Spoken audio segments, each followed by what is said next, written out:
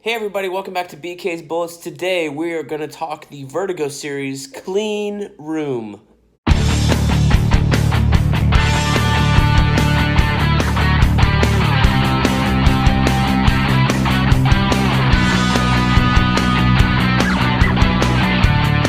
Hey everybody, welcome back to BK's Bullets. As always, I am your host, Brent Casina.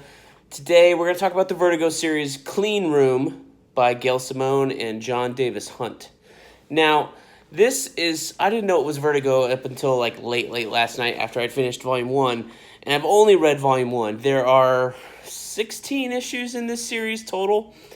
I don't know if it got canceled before it was gone or whatever, but this is a series that, as far as I know, did not get a lot of attention, and it is a fantastic read. This is one of those things that I stumbled upon in Comixology Unlimited.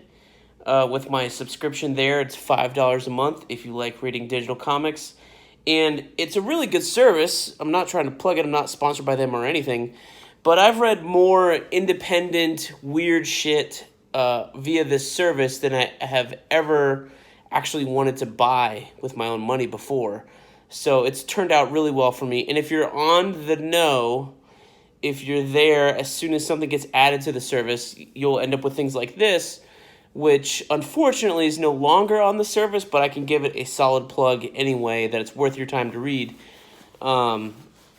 Because they put all three volumes on the service for Comixology Unlimited.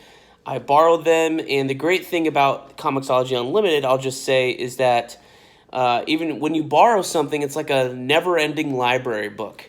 You borrow it and you download it, or even if you borrow it and you don't download it, it's still in your borrowed queue.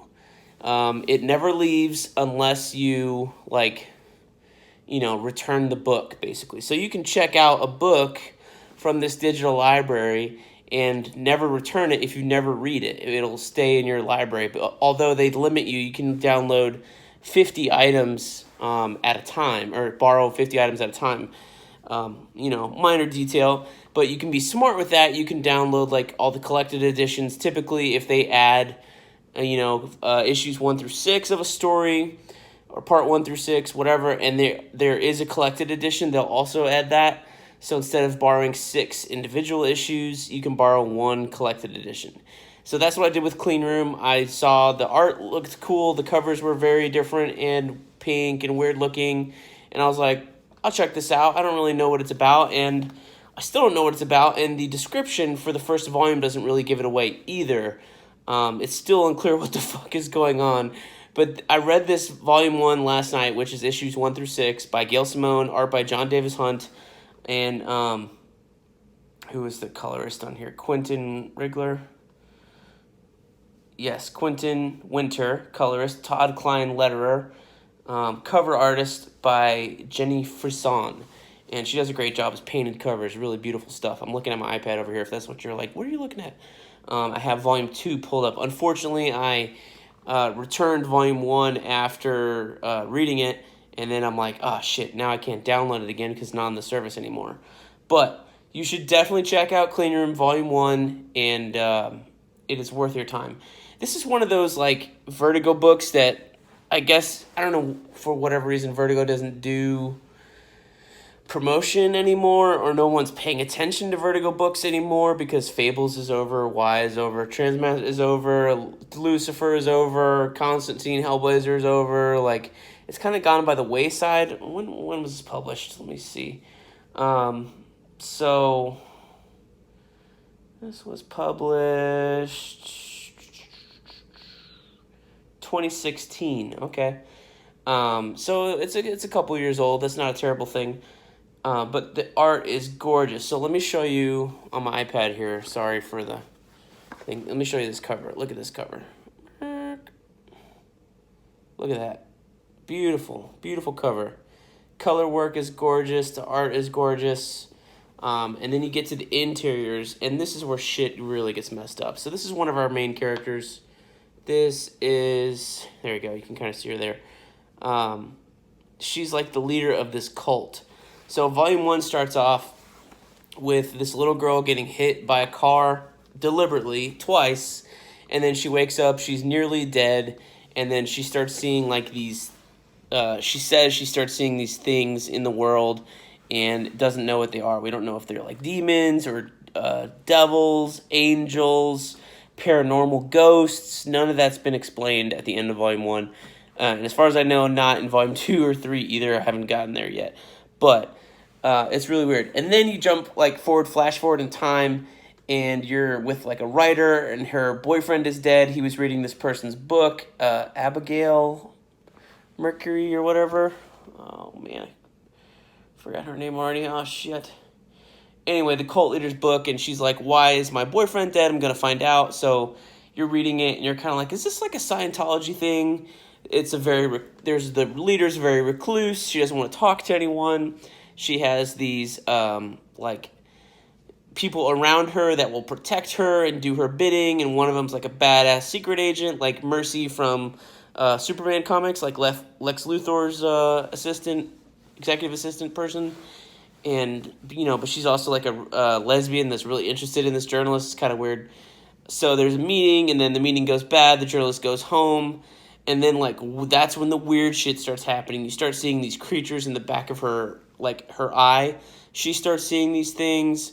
Then you actually go into the title of the book, The Clean Room, which is like this. It almost seems like a holodeck on Star Trek.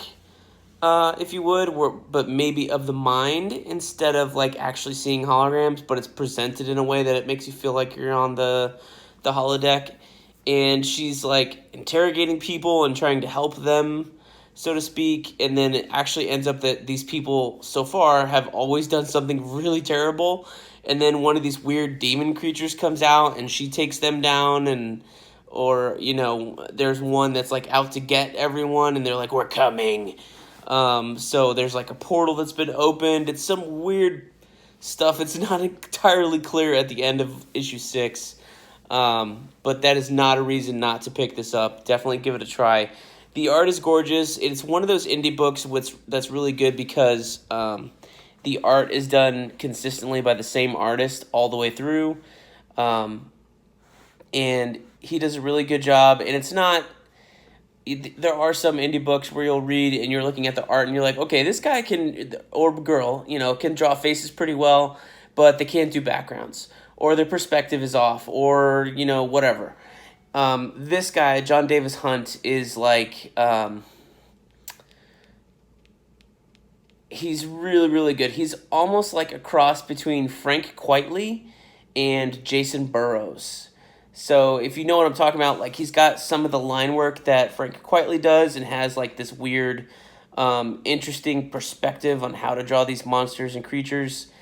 And that really comes through the artwork, which is really cool. But at the same time, his facial features and oriented detail and consistency remind me of Jason Burrows. And also, who's that other guy? He was doing some Batman detective work. He was working on Crossed with Garth Ennis.